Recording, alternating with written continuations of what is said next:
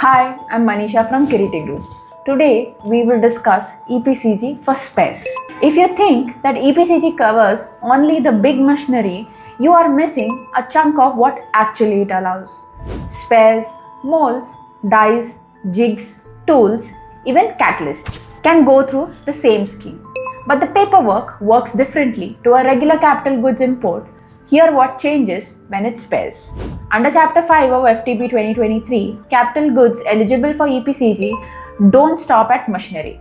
They also include spares, molds, dies, jigs, fixtures, tools, and refractories, plus catalysts for your initial charge and one subsequent charge. So, if you're topping up spares for machineries you already run or bringing in dies and tooling that support your production line, this can sit under the zero duty EPCG mechanism as your main equipment. Let's set the key difference between these.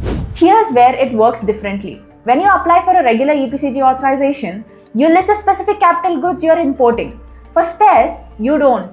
Instead, under the Handbook of Procedures 2023, paragraph 5.06, your authorization states three things: the name of the plant and machinery the spares are for, the value of duty saved you are allowed, and the export product and export obligation value tied to it. To apply, you will need to list the plant and machinery already installed at your premises that the spares support, certified by an independent chartered engineer or your jurisdictional customs authority.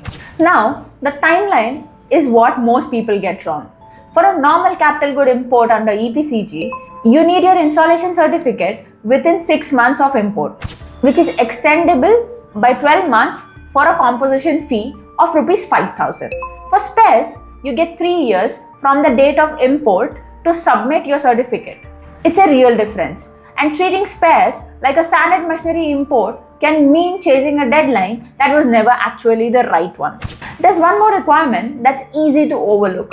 You have to maintain a register tracking the stock and use of every spare, mold, die, or tool you bring in under the route.